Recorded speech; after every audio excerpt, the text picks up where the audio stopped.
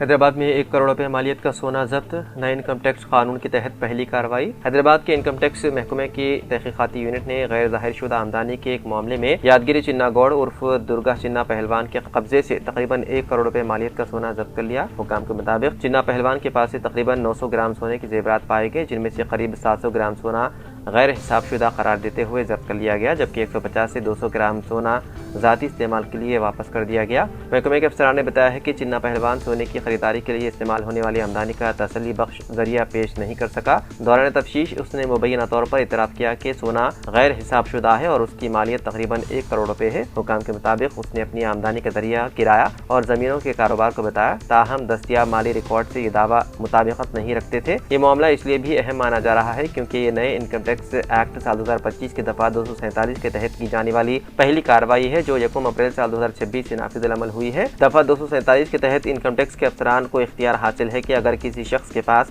غیر ظاہر شدہ آمدنی یا اثاثوں کا شبہ ہو تو وہ تلاشی، ضبطی اثاثوں کی عارضی ضبطگی اور ان کی قیمت کا تخمینہ لگانے جیسی کارروائیاں کر سکتے ہیں۔ حکام نے بتایا ہے کہ اس معاملے کی شروعات سوشل پروفائلنگ کے ذریعے ہوئی۔ انکم ٹیکس کے محکمے نے چنا پہلوان کی ٹی وی اور یوٹیوب پر عوامی نمائشوں اور سونے کی نمائش سے متعلق سرگرمیوں کا جائزہ لینے کے بعد تحقیقات شروع کی۔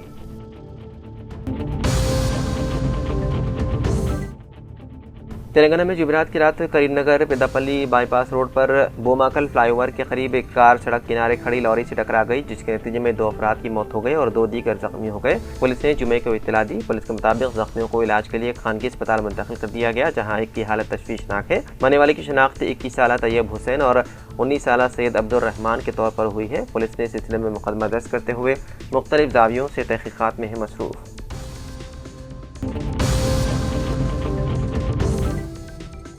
حیدرآباد کے علوی نگر علاقے میں واقع ایک ہوٹل کے ملازم کو مبینہ طور پر صرف اس بات پر تشدد کا نشانہ بنایا گیا کہ وہ گاہکوں کو ٹھنڈے پانی کی بوتل فراہم نہیں کر سکا۔ یہ واقعہ جمعرات کو علوی نگر کے ایک ہوٹل میں پیش آیا۔ اطلاعات کے مطابق چند افراد نشے کی حالت میں ہوٹل پہنچے اور ٹھنڈے پانی کی بوتل طلب کی۔ جب ملازم پربھاس نے انہیں بتایا کہ صرف نارمل پانی دستیاب ہے تو ملزمان مشتعل ہو گئے۔ ملزمان نے مبینہ طور پر پربھاس کو گالیاں دی، اس کا موبائل فون توڑ دیا اور اسے ہوٹل سے باہر گھسیٹ کر مارا پیٹا۔ حملہ آوروں نے یہ بھی دعویٰ کیا ہے کہ انہیں ایک مقامی کانگریس لیڈر کی حمایت حاصل ہے اور انہوں نے ہوٹل بند کروانے کی بھی دھمکی دی۔ اس حملے میں پربھاس شدید زخمی ہو گیا، جس کے بعد اس نے علوی نگر پولیس اسٹیشن میں شکایت درج کروائی۔ یہ واقعہ وہاں نصب CCTV کیمرے میں قید ہو گیا، جس میں دیکھا جا سکتا ہے کہ ملزمان پربھاس کا گریبان پکڑ کر اسے باہر لے جاتے ہیں اور پھر اس پر حملہ کرتے ہیں۔ علوی نگر کے station house officer Vinod Kumar نے بتایا ہے کہ واقعہ جمعرات کی صبح پیش آیا۔ ان کے مطابق ملزمان نشے میں تھے اور ٹھنڈا پانی نہ ملنے پر پربھاس پر حملہ کیا۔ پولیس نے اس معاملے میں مختلف دفعات کے تحت کیس کر لیا درج۔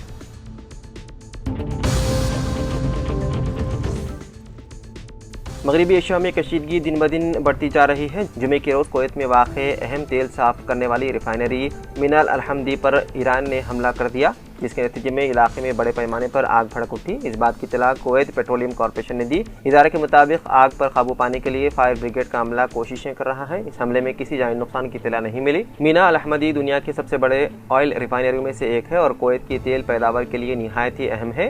یہاں روزانہ تقریباً 3,46,000 بیرل تیل پیدا کیا جاتا ہے۔ اس کے ساتھ لاکھوں بیرل ڈیزل اور دیگر صاف شدہ ایندھن اشیاء اور یورپ کی منڈیوں کو برآمد کیے جاتے ہیں، جو حکومت کے لیے ایک اہم آمدنی کا ذریعہ ہے۔ اگر یہ ریفائنری نہ ہو تو پیدا ہونے والے خام تیل کو صاف کرنا ممکن نہیں ہوگا، جس کی وجہ سے کنوؤں کو بند کرنا پڑ سکتا ہے۔ یہاں سے ہندوستان سمیت دنیا کے کئی ممالک تیل درآمد کرتے ہیں۔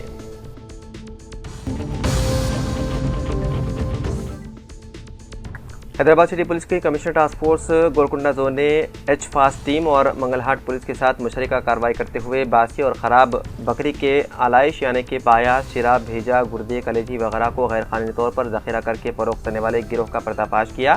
پولیس نے بتایا ہے کہ تقریباً 12 ٹن خراب گوشت ضبط کیا گیا، جس کی مالیت تقریباً 10 لاکھ روپے بتائی گئی ہے۔ یہ کارروائی امان نگر کالونی منگل ہاٹ میں اکبری مسجد کے قریب واقع A to Z sheep and goat offal نامی گودام پر چھاپے کے دوران انجام دی گئی۔ پولیس نے موقع سے 52 سالہ مینیجر رفیع احمد کو گرفتار کر لیا، جبکہ دکان کا مالک محمد افروز فرار ہو گیا۔ پولیس کے مطابق ملزمان سستے داموں میں خراب اور باسی گوشت خرید کر اسے ڈیپ فریز اور پانی سے بھرے ٹبوں میں طویل عرصے تک محفوظ رکھتے تھے تاکہ بدبو کو چھپایا جا سکے۔ بعد ازاں اسی گوشت کو تازہ اور معیاری ظاہر کر کے شادیوں، تقریبات اور ہوٹلوں کو سپلائی کیا جاتا تھا، جس سے انسانی صحت کو شدید خطرہ لاحق ہو رہے تھے۔ تحقیقات میں یہ بات سامنے آئی ہے کہ فرار ملزم افروز اس سے قبل بھی اسی نوعیت کے معاملات میں ملوث رہ چکا ہے اور اس کے خلاف کیس درج ہونے کے ساتھ GHMC کی جانب سے جرمانے بھی عائد کیے گئے تھے۔ پولیس نے اس معاملے میں مقدمہ درج کر کے مزید تحقیقات شروع کر دی، جبکہ ماہرین نے خبردار کیا ہے کہ اس طرح کا خراب گوشت استعمال کرنے سے سنگین بیماریوں کا خطرہ بڑھ سکتا ہے۔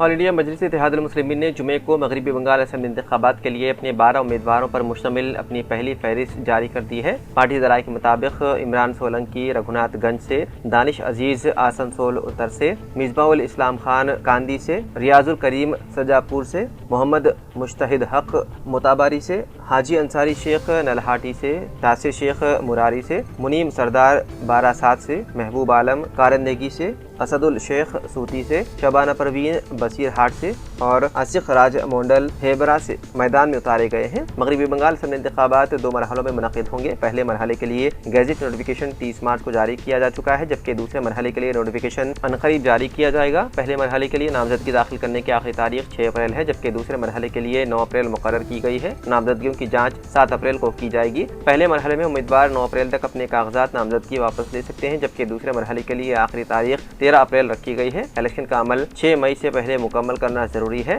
ویسٹ بنگال اسمبلی میں مجموعی طور پر 294 نشستیں ہیں۔ ریاست میں ممتا بنرجی کی قیادت میں ترنمول کانگریس سال 2011 سے برسر اقتدار ہے۔ الیکٹورل رولز کے مطابق ریاست میں 6,45,61,152 ووٹرز موجود ہیں۔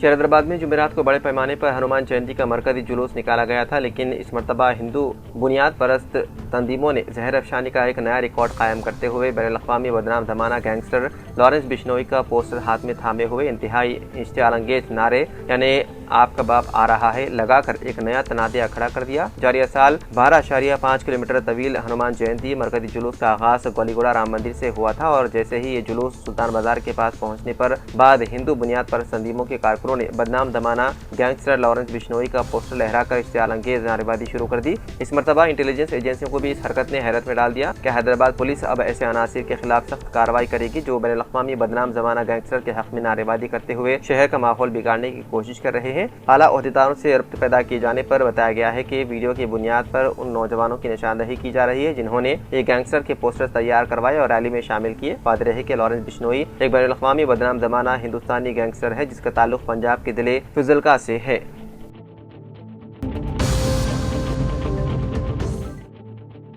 دونوں شہروں حیدرآباد اور سکندرآباد میں تیزی سے گرمی کی شدت میں ہونے والے اضافہ مشکل کا سبب بن سکتا ہے، اسی لیے موسم گرما کے دوران لو لگنے کے واقعات سے محفوظ رہنے کے اقدامات کرنے چاہیے۔